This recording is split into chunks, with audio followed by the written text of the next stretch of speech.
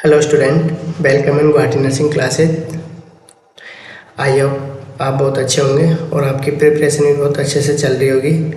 जो हमारा सीरीज चल रहा है स्पेशल एमसीक्यू विद रेशनल, उसके बारे में बात करेंगे। तो हमारा फर्स्ट एमसीक्यू क्या है? The term nosocomial infection is use to refer to, जो नोजोकोमियल इन्फेक्शन है, जो टर्म है उसको हम और किस टर्म से यूज करते हैं और किस नाम से यूज कर सकते हैं? ऑप्शन है क्या है? Chronic infection, option B hospital का infection, option C untreatable infection, या ऑप्शन डी सीवियर इन्फेक्शन। जो नोजोकोमियल इन्फेक्शन होता है और किस टर्म से जानते हैं उसको? हॉस्पिटल एक्वायर्ड इन्फेक्शन के नाम से जानते हैं। तो जो नोजोकोमियल इन्फेक्शन होता है is also known as hospital acquired infection. तो इसका राइट आंसर क्या है? Option B. नोजोकोमियल इन्फेक्शन क्या होता है उसके बारे में देखते हैं। An infection acquired in hospital, nursing home and any other healthcare setting called nosocomial infection या hospital acquired infection। जो nosocomial infection होता है, या मैं बोल सकता हूँ हॉस्पिटल एक्वायर्ड इन्फेक्शन होता है, वो कहाँ पे होता है? हॉस्पिटल के अंदर होता है।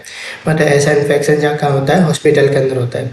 या मैं बोल सकता हूँ नर्सिंग होम केयर, जो छोटे छोटे नर्सिंग होम क्लिनिकल होते हैं और जो हेल्थ केयर सेटिंग होते हैं, कुछ छोटे हॉस्पिटल भी होते हैं और जो होम केयर भी होते हैं, तो उनमें जो इन्फेक्शन होता है तो हम उसको क्या बोलते हैं? हॉस्पिटल एक्वायर्ड इन्फेक्शन होता है।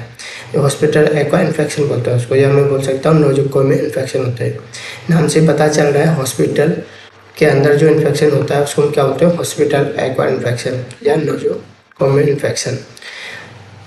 किन पेशेंट में होता है वो देखते हैं। Patient in one unit and surgical ICU have the higher risk of nosocomial infection. तो कौन से पेशेंट में देखने को मिलता है? मैक्सिमम जो ऐसे पेशेंट जो कहाँ एडमिट होते हैं? वन यूनिट में, जो वन वार्ड होता है उसमें अगर पेशेंट एडमिट है, या सर्जिकल आईसीयू, जो सर्जिकल आईसीयू होते हैं उनमें अगर पेशेंट एडमिट है तो मैक्सिमम उनमें चांस, हाईएस्ट रिस्क चांस होता है इन्फेक्शन होने का। तो ऐसे पेशेंट जो वन यूनिट और आईसीयू में एडमिट होते हैं उनको ज़्यादा रिस्क रहता है नोजोकोमियल इन्फेक्शन होने का। इसका जो क्राइटेरिया होता है उसके बारे में बात करें। It will occur from 48 hour of admission in a hospital in nursing home to within 48 from discharge, 48 hour from discharge. जो नोजोकोमियल इन्फेक्शन होता है या हॉस्पिटल एक्वायर्ड इन्फेक्शन, वो कब होता है? उसका क्राइटेरिया क्या है? अगर कोई पेशेंट एडमिट हुआ है हॉस्पिटल के अंदर और उसको कितना टाइम हो गया? 48 आवर हो गया। 48 आवर के अंदर अगर हॉस्पिटल के अंदर किसी पेशेंट को इन्फेक्शन होता है तो हम उसको क्या बोलते हैं? नोजोकोमियल इन्फेक्शन होते हैं। हमें फोकस करना है विदिन 48 आवर, विदिन 48 आवर। अगर विदिन 48 आवर के अंदर कोई इन्फेक्शन होता है हॉस्पिटल के अंदर किसी पेशेंट को, तो हम उसको क्या बोलते हैं? नोजोकोमियल इन्फेक्शन बोलते हैं। या नर्सिंग होम केयर या कोई भी हेल्थ केयर सेटिंग के अंदर अगर विदिन 48 आवर के अंदर कोई इन्फेक्शन होता है तो हम उसको क्या बोलते हैं? नोजोकोमियल इन्फेक्शन बोलते हैं। मैक्सिमम जो हायर रिस्क होता है इन्फेक्शन होने का, वो कौन से पेशेंट को होता है? जो वन यूनिट में एडमिट रहते हैं या आईसीयू में जो पेशेंट एडमिट रहते हैं उनमें सबसे ज़्यादा हायर रिस्क रहता है इन्फेक्शन होने का। ये क्वेश्चन ईएसआईसी में भी आया हुआ था। ईएसआईसी में जो अभी एग्जाम हुआ है रिसेंटली, ये पूछा गया था जो नोजोकोमियल इन्फेक्शन होता है या हॉस्पिटल का इन्फेक्शन होता है उसका टाइम पीरियड कितना होता है? तो ऑप्शन में क्या था? ऑप्शन ए में था 1 डे, ऑप्शन में बी था 2 डे, ऑप्शन सी था 3 डे, ऑप्शन डी था 4 डे। तो इसका राइट आंसर क्या जाएगा? Option D, 2 day. अगर विदिन 2 डे या विदिन 48 आवर या विदिन 48 आवर में अगर हॉस्पिटल के अंदर कोई इन्फेक्शन होता है तो उसको क्या बोलते हैं? नोजोकोमियल इन्फेक्शन या हॉस्पिटल का इन्फेक्शन। ये क्वेश्चन नॉर्सेट में भी मैक्सिमम टाइम पूछा गया है, तो ये बहुत इंपॉर्टेंट है। इसका क्राइटेरिया हमें पता होना चाहिए कि जो नोजोकोमियल या हॉस्पिटल का इन्फेक्शन होता है उसका टाइम पीरियड कितना है? 2 डे या विदिन 48 आवर। तो इसका राइट आंसर क्या है? हॉस्पिटल का इन्फेक्शन। नेक्स्ट देखते हैं the period between the entry of agent of disease. किसी भी डिजीज का एजेंट है वो एंट्री हुआ है, उसके बीच का जो पीरियड होता है and before appearance of clinical sign is also known as. हमें पूछा गया क्वेश्चन में कोई पैथोजन, कोई पीरियड एंट्री हुआ है बॉडी के अंदर, ह्यूमन बॉडी के अंदर, और before appearance of clinical sign, वो होने के बाद और उसके क्लिनिकल साइन होने से पहले का जो बीच का जो टाइम पीरियड है उसको हम क्या बोलते हैं? Option A prodromal period, option B pre clinical period, option C incubation period, option D susceptible period. तो इस टाइम पीरियड को हम क्या होते हैं, इंक्यूबेशन पीरियड बोलते हैं। तो इसका राइट आंसर क्या है, ऑप्शन सी। देखते हैं इंक्यूबेशन पीरियड क्या होता है। The time from infection enter the human body to the appearance of first specific symptom of disease is called incubation period. Incubation period क्या होता है, सपोज कोई पेशेंट की बॉडी के अंदर, ह्यूमन बॉडी के अंदर क्या एजेंट एंट्री होता है। एंट्री होने के बाद उसको first sign and symptom appear होने से पहले और एंट्री एजेंट की एंट्री होने के बाद और फर्स्ट सिम्टम अपीयर होने से पहले के बीच में जो टाइम पीरियड होता है उसको हम क्या बोलते हैं, इंक्यूबेशन पीरियड बोलते हैं।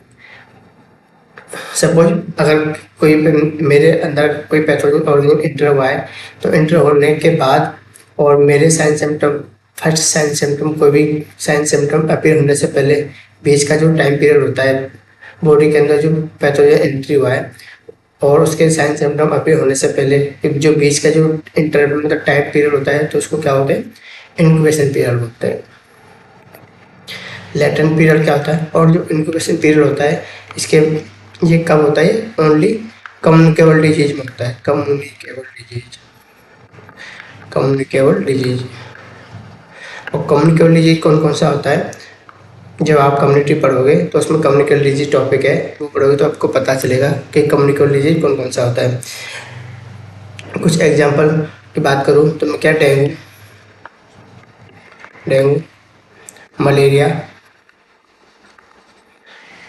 Dengue, malaria, small pox,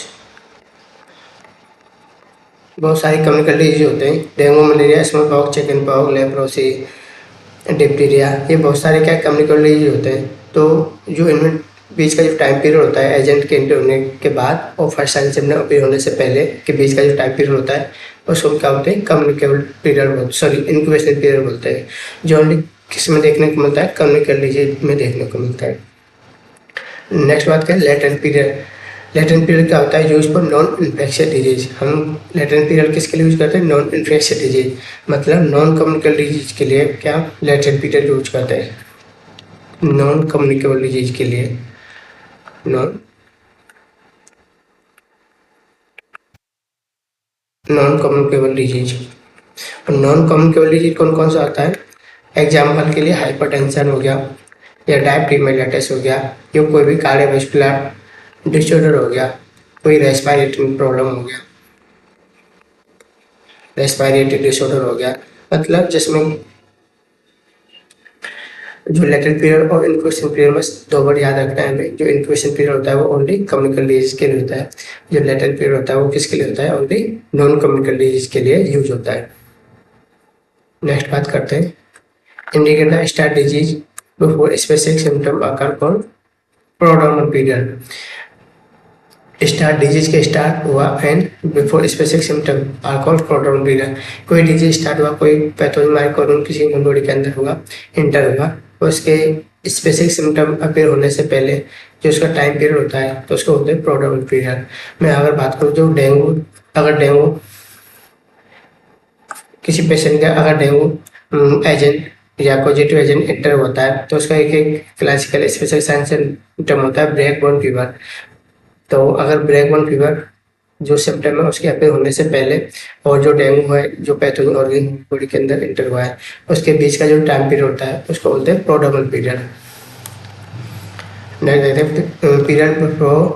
period from entry the pathogen to definite diagnosis of possible disease is called pre clinical period. Pre clinical period क्या होता है, period from entry of pathogen, कोई भी वो टाइम पीरियड कोई भी पैथोजन एंट्री हुआ body के अंदर और उसके डायग्नोस होने तक का जो टाइम पीरियड होता है उसको क्या बोलते हैं, प्री क्लिनिकल रिकॉर्ड बोलते हैं। Period having little resistant to disease or foreign pathogen are called susceptible period. Susceptible period क्या होता है, ऐसा वो पीरियड जो कोई भी पैथोजन रेजिस्टेंट टू डिजीज के रेजिस्टेंट होता है और फॉरेन पैथोजन जो कोई फॉरेन पैथोजन डिजीज के लिए रेजिस्टेंट होता है, तो डिजीज के रेजिस्टेंट होने से और कोई भी पैथोजन ऑर्गेनिज्म एंटर होने तक का जो टाइम पीरियड होता है उसको क्या बोलते हैं, ससेप्टिबल पीरियड बोलते हैं। तो इसका राइट आंसर क्या है, इंक्यूबेशन पीरियड। नेक्स्ट क्वेश्चन क्या which of the following good cholesterol किसको बोलते हैं? Option A LDL, option B BLDL, option C HDL, option D chylomicron. जो गुड कोलेस्ट्रॉल होता है वो किसको बोलते हैं? एचडीएल को। तो इसका राइट आंसर क्या है? सी। एचडीएल की फुल फॉर्म क्या है? High density lipoprotein.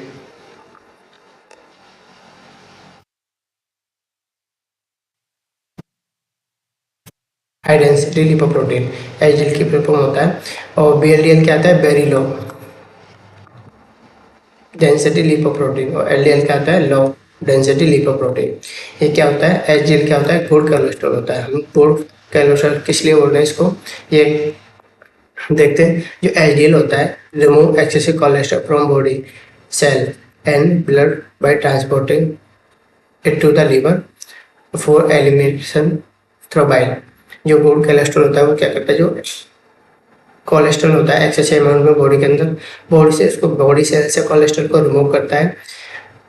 कहाँ?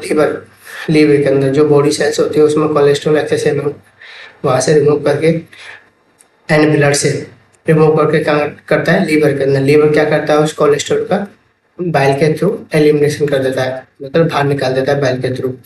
मतलब जो एचडीएल होता है वो क्या करता है? बॉडी और ब्लड के अंदर जो एक्सेस अमाउंट ऑफ कोलेस्ट्रॉल जमा होता है उसको वहाँ से रिमूव करता है। वहाँ से रिमूव करके वो कहाँ ट्रांसफर करता है? लीवर के अंदर।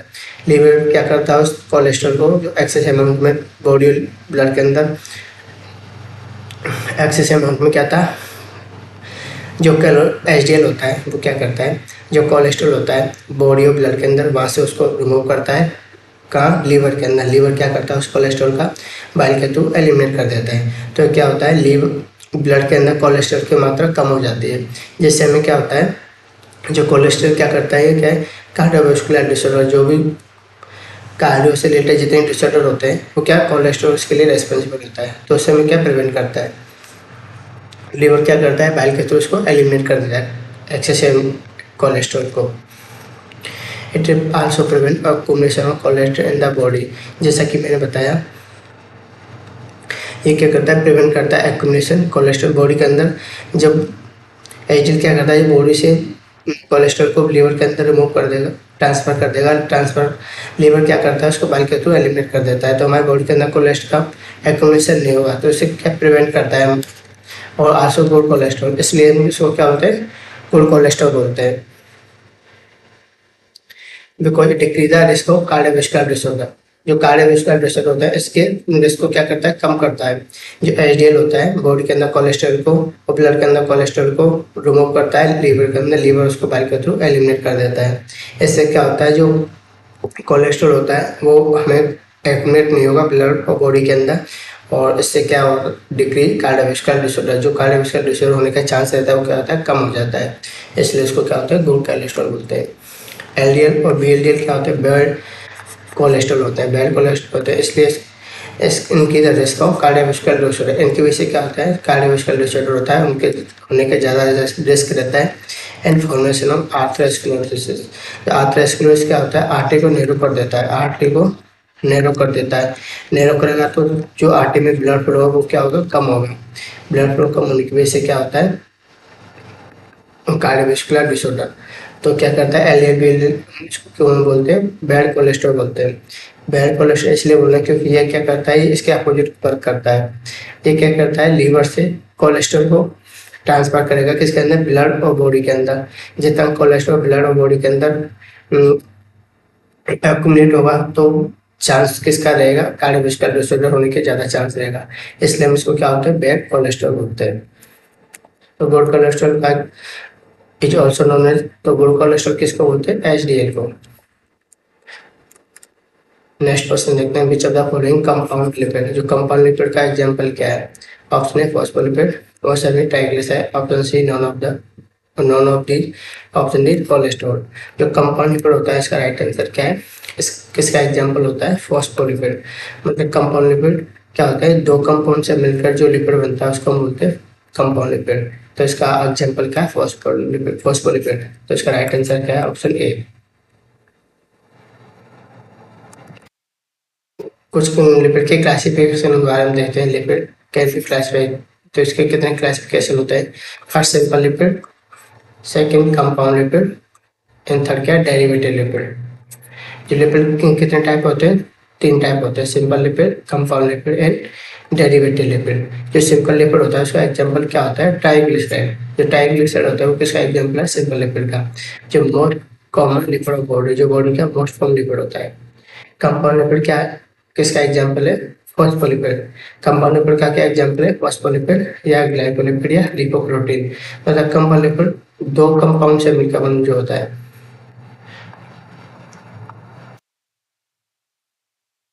जो कंपाउंड से मिलकर जो बनता है उसको बोलते हैं कंपाउंड लिपिड। तो फॉस्फोलिपिड क्या है? फॉस्फोरस प्लस किससे मिलकर बना होता है? लिपिड।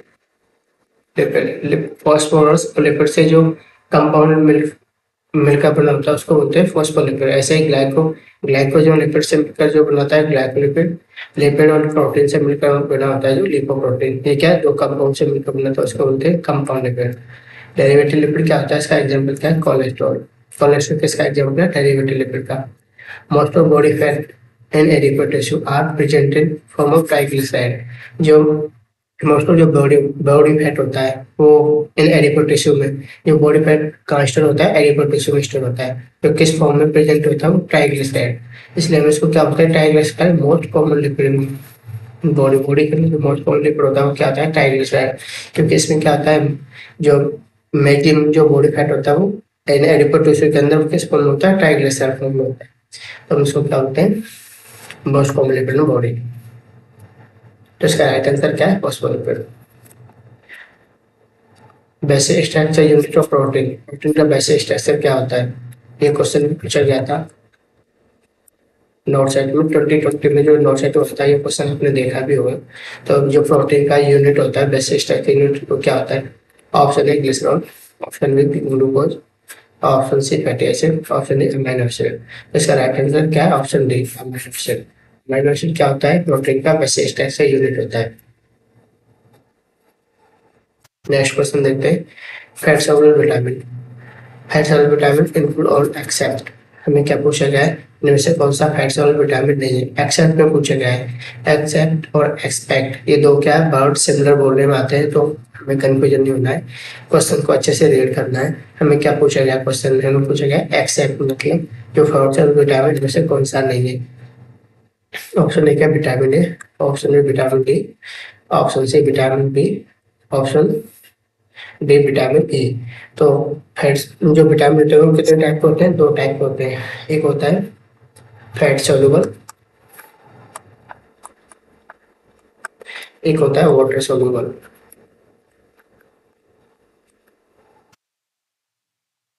वाटर सॉल्युबल जो फैट सॉल्युबल विटामिन होता है वो कौन कौन सा होता है? इसका क्या एग्जांपल है? Vitamin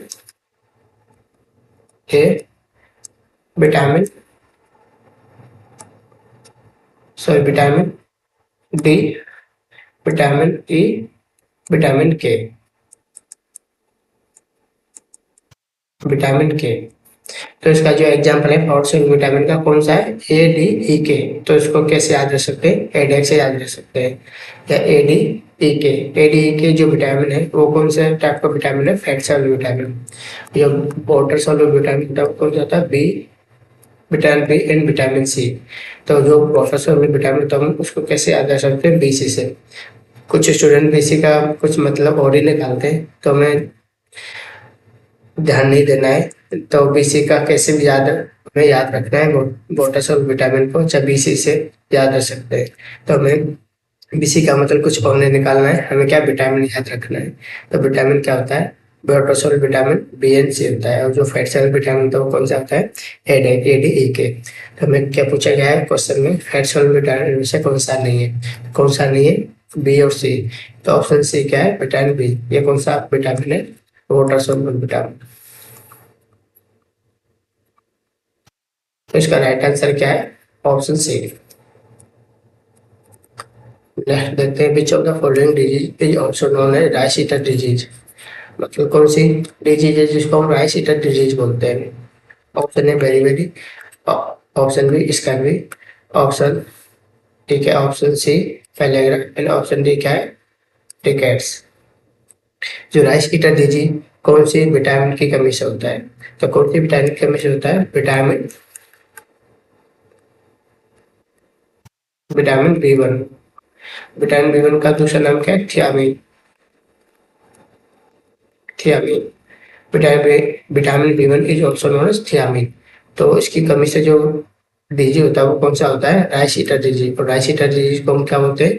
berry berry. तो इसका राइट आंसर क्या है? ऑप्शन ए। बेरी बेरी को हम क्या बोलते हैं? Rice eater disease.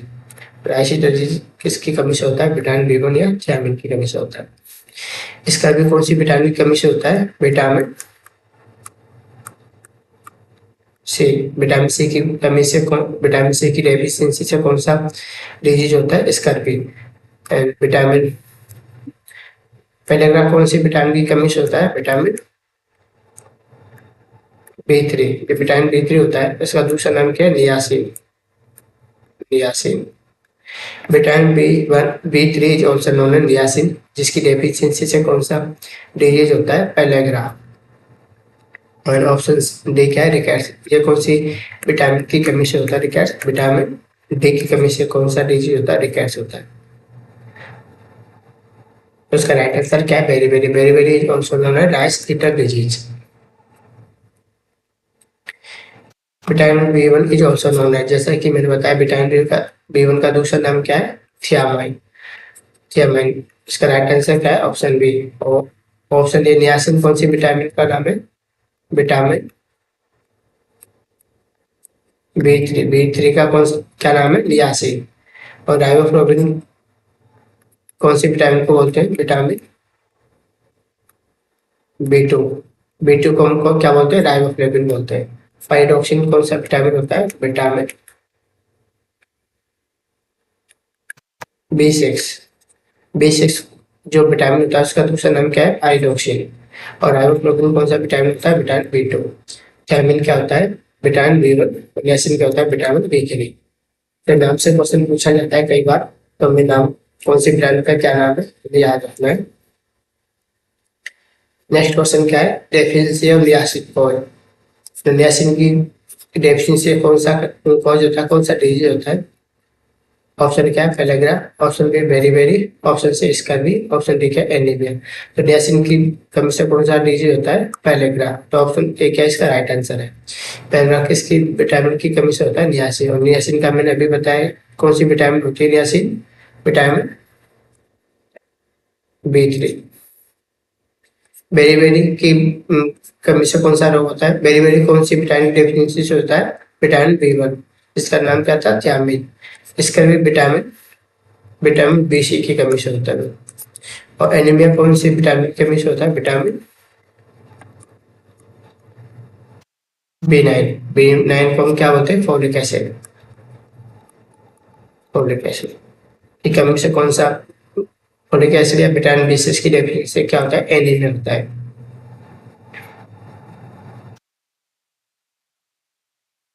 Platelet count decrease in platelet count कौन सी कंडीशन में डिक्रीज देखने को मिलता है? ऑप्शन है malaria. Option B filaria. Option C dengue. Option D typhoid.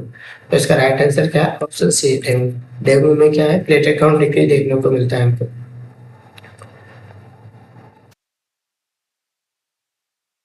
तो डेंगू के बारे में देखते हैं, डेंगू क्या होता है?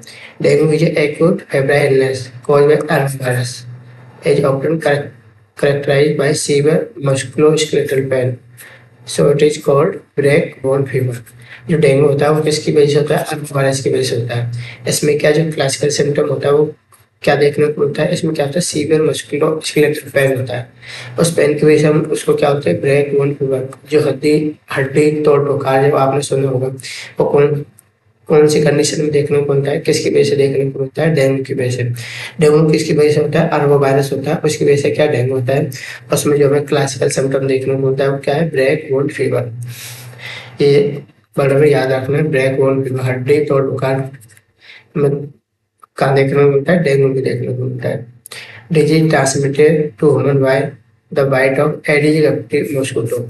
जो डेंगू होता है वो कैसे ट्रांसमिट होता है, मतलब कैसे फैलता है? ये क्या होता है? एक मॉस्किटो होता है, मच्छर होता है एडिज गप्पी। उसके काटने की वजह से जो एडिज गप्पी जो मॉस्किटो होता है, मच्छर होता है, जो ह्यूमन को काटता है, बाइट करता है, तो उससे जो ट्रांसमिट होता है डिजीज, उसको क्या बोलते हैं, डेंगू बोलते हैं।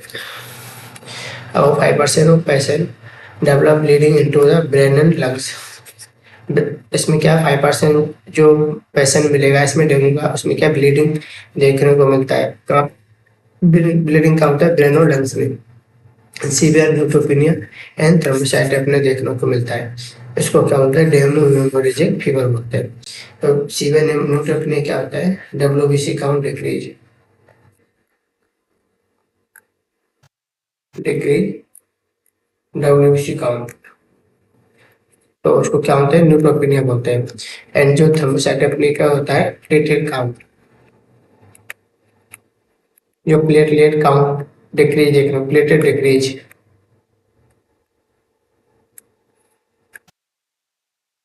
प्लेटलेट काउंट डिक्रीज देखने को मिलता है, हम उसको बोलते हैं थ्रोम्बोसाइटोपेनिया। जब प्लेटलेट क्या करता है, ये क्या करता है, ब्लड को क्लॉट रखता है, मतलब ब्लीडिंग होने से प्रिवेंट करता है। जब प्लेटलेट की कमी रहेगा तो क्या ब्लीडिंग चांस क्या रहेगा, इंक्रीज रहेगा, इंक्रीज होगा, ब्लीडिंग क्या होगा, इंक्रीज होगा। प्लेटलेट क्या करता है, प्रिवेंट करता है ब्लड को क्लॉट होने से।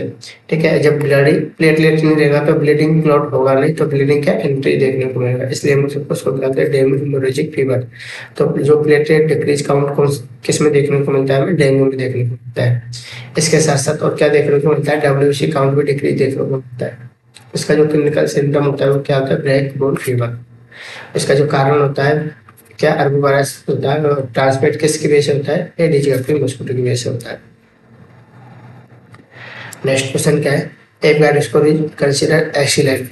एपगार स्कोर, हम जो एपगार स्कोर होता है, एक्सीलेंट स्कोर कितना होगा जो इसको हम एक्सीलेंट बोल सकते हैं, एक्सीलेंट स्कोर बोल सकते हैं। फर्स्ट हमें पता है एपगार स्कोर क्या होता है। एपगार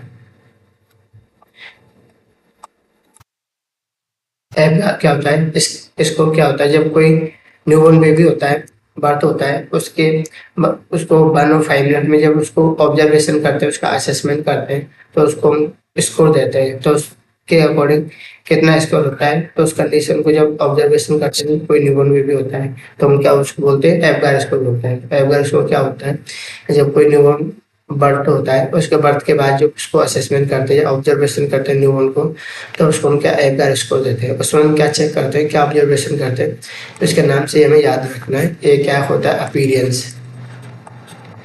अपीरियंस में क्या देखते हैं, जब न्यूबॉर्न बेबी होता है उसकी स्किन को देखते हैं, उसकी मतलब वो बॉडी को देखते हैं, उसकी बॉडी के स्किन उनका कलर देखते हैं कि उसकी वो भी जो बेबी बर्थ हुआ है उसकी स्किन कैसी है, उसका कलर कैसा है, पिंक है या एक्रोसाइनोसिस है, साइनोसिस है। तो उसकी कंडीशन के अकॉर्डिंग उसको हम क्या स्कोर देते हैं। तो हम क्या देखते हैं, उसका अपीयरेंस देखते हैं स्किन का। पी क्या होता है, पल्स। जब न्यूबॉर्न बेबी होता है उसके बर्थ के बाद क्या देखते हैं, उसका पल्स रेट भी देखते हैं, या पल्स या हार्ट रेट। पल्स रेट क्या होता है, या तो उसका एब्सेंट होगा, या 100 से कम होगा, 100 से ज़्यादा होगा। तो कौन सी कंडीशन में कितना स्कोर देते हैं, तो ये क्या हम डिटेल में एपगार स्कोर पढ़ेंगे तब हमें पता चलेगा कौन सी कंडीशन में क्या कितना स्कोर देते हैं। फिलहाल हमें पता होना चाहिए जो एपगार स्कोर होता है उसमें क्या क्या ऑब्जर्वेशन करते हो, क्या क्या असेसमेंट करते हैं। ए क्या होता है, ए फॉर अपीयरेंस, पी क्या पल्स है, हार्ट रेट, जी क्या होता है, ग्राइमेस या रिफ्लेक्स, या मैं बोल सकता हूँ रिफ्लेक्स। जब न्यूबॉर्न बेबी हुआ है उसके बर्थ के बाद अगर न्यूबॉर्न बेबी उसको रिफ्लेक्स है या प्रेजेंट है, नहीं है, एब्सेंट है। अगर रिफ्लेक्स प्रेजेंट है तो कितना है, फुली डेवलप है या फुली डेवलप नहीं है, तो उस कंडीशन में स्कोर देते हैं। तो उस कंडीशन में स्कोर देते हैं, तो कितना स्कोर देते हैं वो उस कंडीशन के अकॉर्डिंग हमें पता पता रहता है कि कौन सा कंडीशन कितना स्कोर देता है। एक क्या होता है, एक्टिविटी होती है, एक्टिविटी। न्यूबॉर्न बेबी हुआ है, अगर वो फुली डेवलप, अगर वो फ्लेक्शन एक्सटेंशन अच्छे से कर पा रहा है, अगर अपने हैंड एक्सट्रीमिटी मूव कर पा रहा है या नहीं कर पा रहा, तो उस कंडीशन में स्कोर देते हैं। तो हम क्या पता करते हैं, उसकी एक्टिविटी पता करते हैं। लास्ट क्या है, रेस्पिरेटरी एफर्ट। रेस्पिरेटरी एफर्ट, अगर रेस्पिरेटरी एफर्ट बेबी का कैसा है, एब्सेंट है, प्रेजेंट है, तो प्रेजेंट है तो उसको अगर बेबी बर्थ हुआ है वो क्राइंग कर रहा है, अगर मतलब फुली क्राइंग कर रहा है या स्लो क्राइंग कर रहा है, तो उस कंडीशन में उसको हम स्कोर देते हैं। तो इसका जो स्कोर की बात करूँ तो टोटल स्कोर कितना होता है इसका, टोटल स्कोर, जो मैक्सिमम स्कोर होता है इसका टोटल स्कोर मैक्सिमम कितना होता है 15, और जो मिनिमम स्कोर होता है वो कितना होता है मिनिमम 0। तो मैक्सिमम स्कोर कितना देते हैं एफ स्कोर में 15, और मिनिमम 0 कितना होता है 0 होता है, मिनिमम स्कोर कितना होता है 0 होता है। तो कौन सी कंट्री में कितना स्कोर देते हैं जब हम एफ स्कोर पढ़ेंगे तब हमें पता चलेगा। फिलहाल हमें पता होना चाहिए एफ स्कोर किसके लिए यूज करते हैं। ये जो न्यूबॉर्न बेबी होता है उसके बर्थ के बाद उसका ऑब्जर्वेशन करते हैं। हमें क्वेश्चन पूछा गया है कर्ज एक्सीडेंट स्कोर हम कब मानेंगे, तो मैंने बताया था आपको जो मैक्सिमम स्कोर कितना होता है 15 होता है, तो क्या है एक्सीडेंट स्कोर होता है। ऑप्शन है क्या 4 6, ऑप्शन है 0 3, ऑप्शन सी 7 to 10, ऑप्शन है 3 to 7। तो इसमें जो मैक्सिमम स्कोर होगा वो क्या हमारा एक्सीलेंट स्कोर होगा। तो इसका राइट आंसर क्या ऑप्शन सी। इसमें क्या स्कोर है 7 to 10। अगर इसमें 10 से भी ज़्यादा स्कोर दिया होता तो हम उसको भी क्या एक्सीलेंट स्कोर मिलते हैं, क्योंकि हाईएस्ट स्कोर है 7 to 10। तो ये क्या है स्कोर क्या है इसका एक्सीलेंट स्कोर है। तो अब इसका राइट आंसर क्या है 7 to 10। तो स्कोर की बात करते हैं, जो इस अगर न्यूबॉर्न बेबी का 7 to 10 स्कोर होता है तो उसको क्या होता है गुड या एक्सीलेंट। मतलब क्या है इस कंडीशन में बेबी क्या नॉर्मल बर्थ होगा, इसका नॉर्मल बर्थ बेबी। उसको क्या कोई डिप्रेशन नहीं है, नो डिप्रेशन, और इसमें हमें क्या कोई भी इंटरवेंशन करने की जरूरत नहीं है। So no intervention required. अगर बेबी का स्कोर 4 to 6 है मतलब फेयर है, मतलब बोल सकते हो माइल्ड डिप्रेशन है, उस कंडीशन में क्या करेंगे इसको स्टिमुलेट करेंगे और ऑक्सीजन एडमिनिस्ट्रेशन करेंगे। अगर बेबी का स्कोर लेस देन 4 है तो उस कंडीशन क्या है पुअर कंडीशन है, मतलब मैं बोल सकता हूँ सीवियर डिप्रेशन या एस्पेक्सिया। एस्पेक्सिया क्या होता है डिफिकल्ट इन ब्रीथिंग, तो उसको सांस लेने में प्रॉब्लम आ रही है, डिफिकल्ट इन ब्रीथिंग।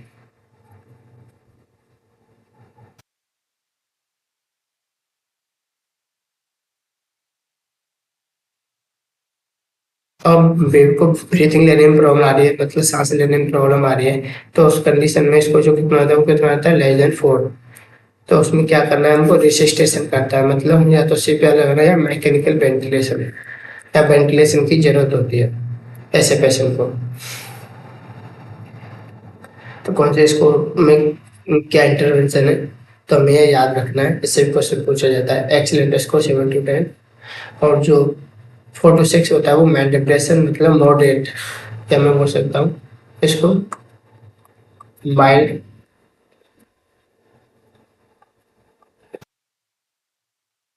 मॉडरेट और सीवियर, सीवियर कंडीशन है। तो ये क्या है